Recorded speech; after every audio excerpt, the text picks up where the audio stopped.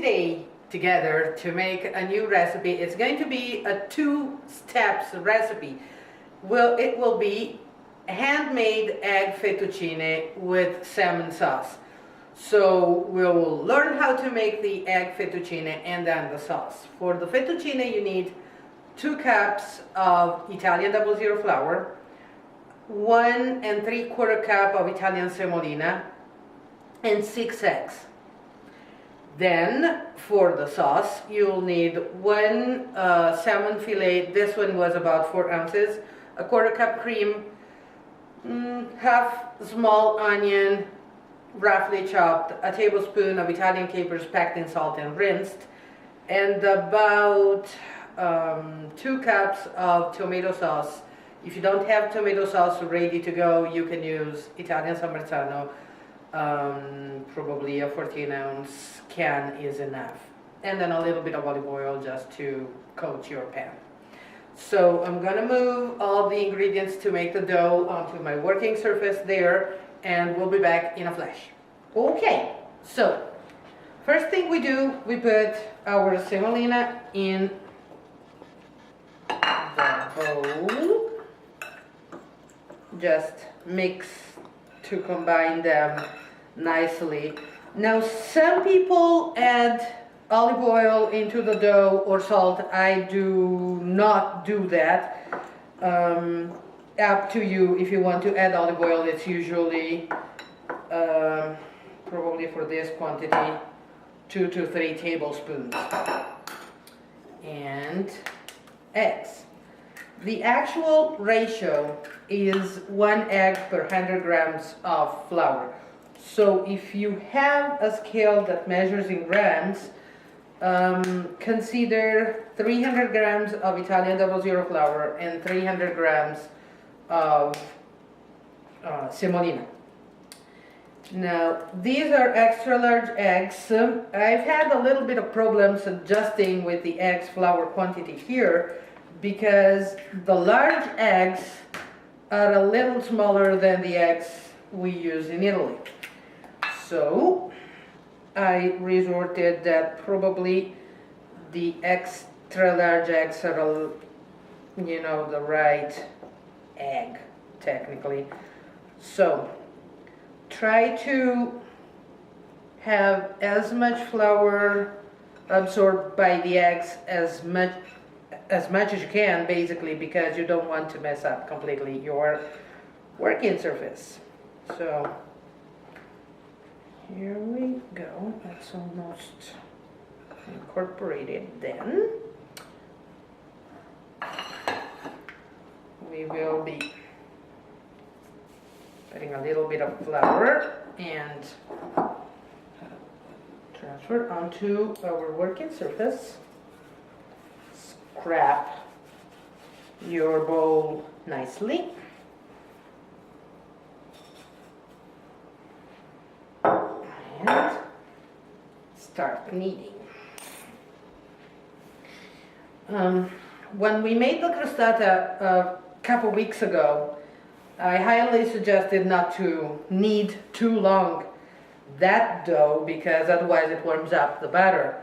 In this case, actually, there's no risk. You can knead this dough as much as you can. Remember, the longer you knead the dough, the longer the resting time will be, which is always, for any kind of dough you make, at least 30 minutes. And now just knead it until all your ingredients are nicely combined. This may take a few minutes. So, and now that we are basically done, we will need to put this dough to rest for about 30 minutes. And what you have to make sure doing this is that no parts of flour are still visible. So Now I have to knead it a little bit longer, but it's not gonna take too long.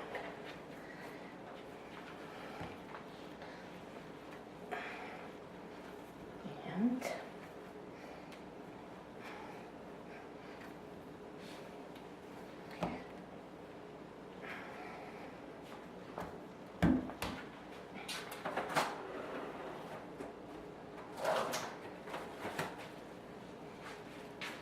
plastic wrap.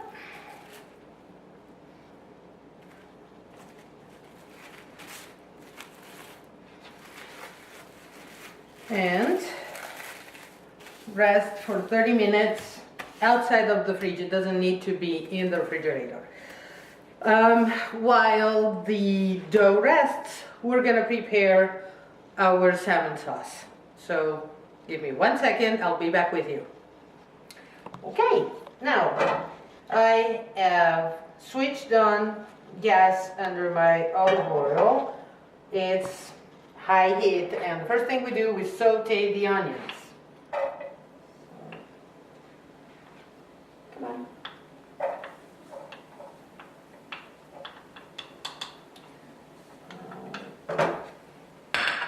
I didn't mention salt for this sauce just because if you're using a ready-to-go tomato sauce, whether you made it earlier, froze or whatever, that already has salt, so you don't need any other salt really. And saute just lightly the onions. We add our salmon. You can actually also use smoked salmon if you like the smoky flavor. I use them both, I have no preferences. And once the salmon starts turning very light pink, we'll add the capers and the tomato sauce. You can also use, I'd say probably a 1/4 cup of dry white wine to glaze the pan if you like, or you can just leave it as is. You can also, if you like the punch, you can add a little bit of hot pepper flakes, which are great. Now remember, pasta should not swim in sauce. It should just be coated with a little bit of sauce to complement it. So now that all our salmon is sauteed, we add capers.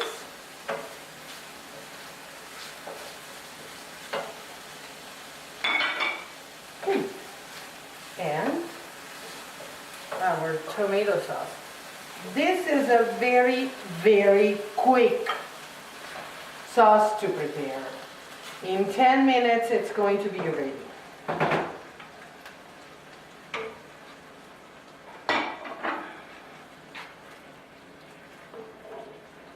And okay.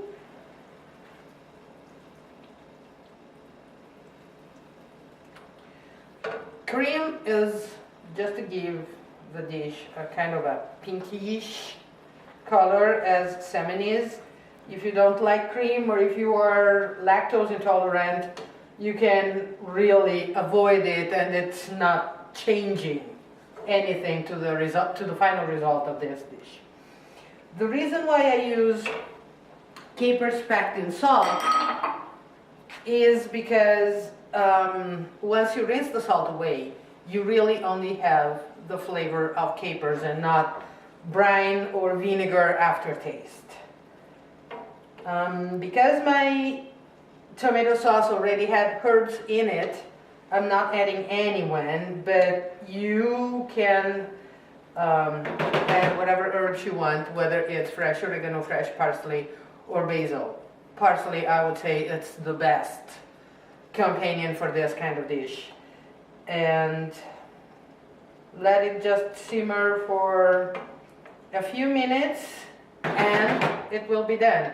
I mean, literally, it takes 10 minutes to make this sauce. So I'm lowering it to simmer, let it go for another 5 minutes and then switch it off. And we will be together as soon as the dough is ready to be rolled out. And we're back. So we unwrap our dough and just give it a couple more turns here. And now, what I'm gonna do, I'll just roll out a couple pieces all the way through the desired thin. We'll flatten our portion down a little bit, dredge it in flour so it won't stick to the rolls, and go for the widest allowed thickness at the moment. Roll it out, fold it in 2 or 3 parts, that's up to you. Roll it again, and then fold it again. If you feel it's a little sticky, just put a little bit more flour in and go. And a second portion.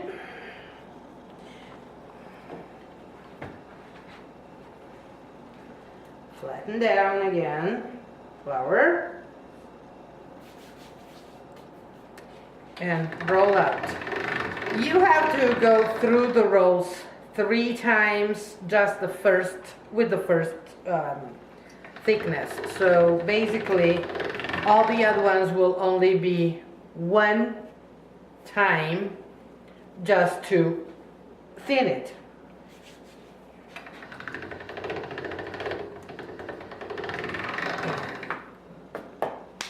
Now, go to the next level. Bit of flour.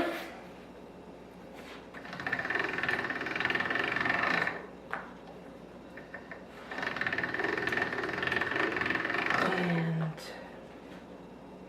I usually, when I get to the thinner ones, I usually skip 1 number. So the process, it's a little faster. Always remember to put some flour on your dough, otherwise it's going to stick. So, 1 more. And 1 more step.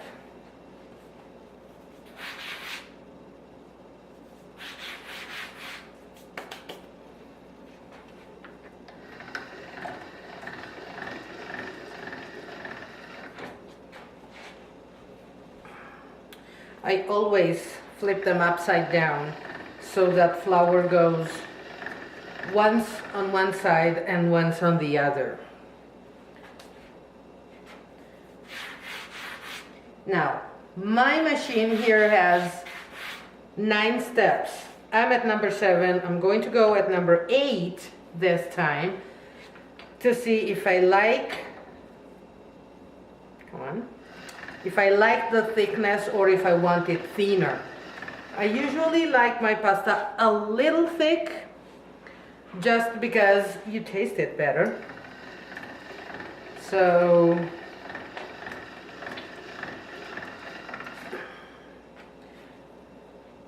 I guess I'm gonna stay at number 8. If you are making stuffed pasta like ravioli, tortellini, or even if you're making a lasagna, you might want to go down to step 9.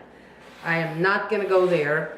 I'll transfer all my dough sheets on that side while I'm making them, because after we're done flattening it out, it has to dry out a little, otherwise your fettuccine are going to stick to each other even before you cook them. So 10 minutes, 15 minutes probably, we will be back together for the cutting part.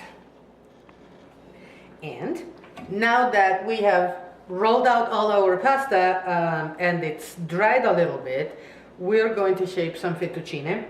Now, remember one thing, fresh pasta does not have the same result as far as volume as the dried one. So if you are used to cook 4 ounces per person of dried pasta, you'll need at least twice as much for the fresh one. So, come on. Right.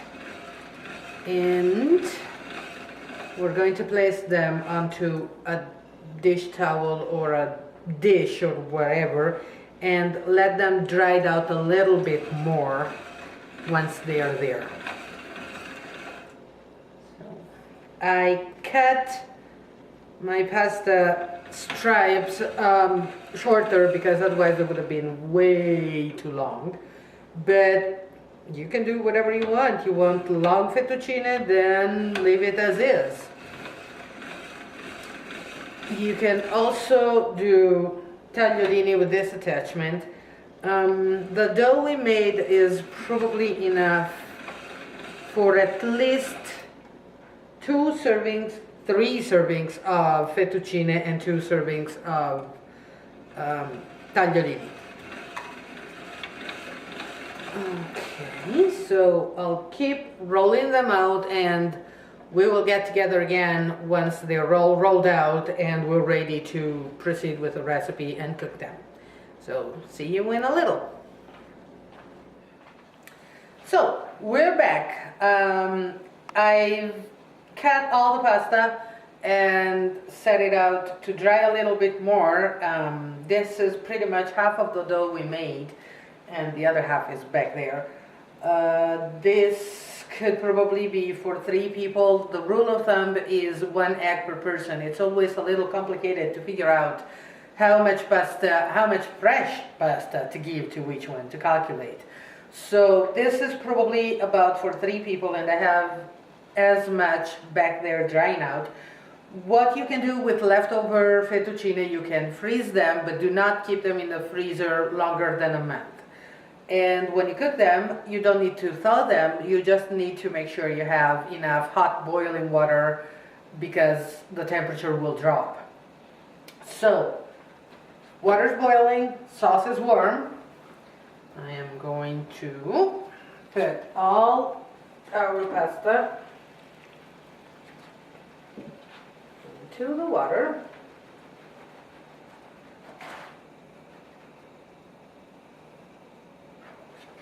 And this is quite fast cooking pasta.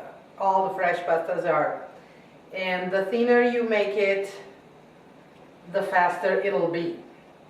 So let's just cover it long enough to keep boiling, to start boiling again. Sauce is warm. And 2-3 minutes is what you need for your pasta to be cooked.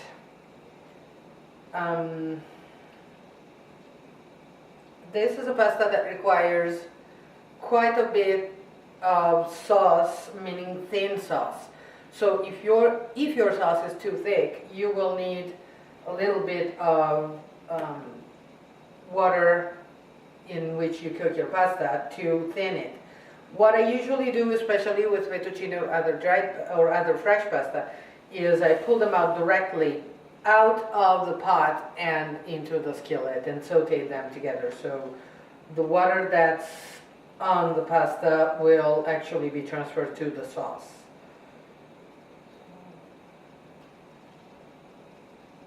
It's almost done.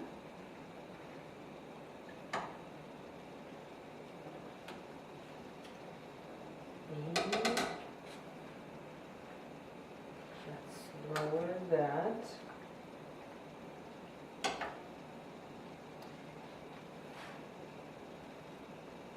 And lower this. Well, actually, we can switch this off.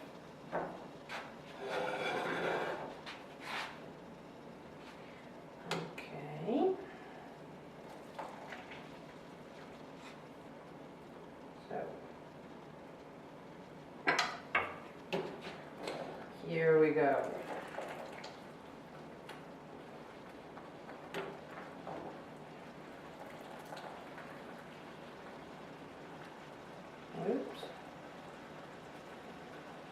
bit too high. Now when you cook your pasta, you always should saute your pasta into the skillet with the sauce, because this will help your pasta get more flavorful, absorbing the sauce flavor. So, okay.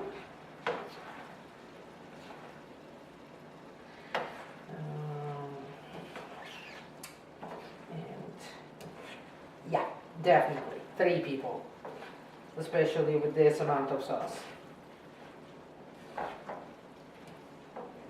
And yep, we need a few tablespoons of water. Not much, you don't want your pasta to be too watery. Just enough to be able to stir everything and combine pasta and sauce.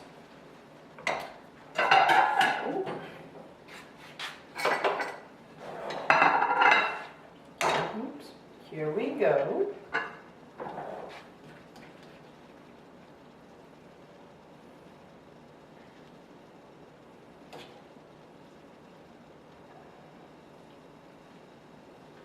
A little bit of sauce on top.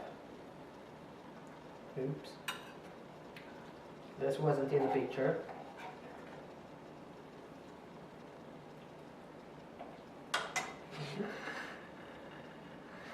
Here's your fettuccine with salmon sauce. So, sauce is fast. Pasta, not that fast, but sure it's rewarding. So I hope to see you soon.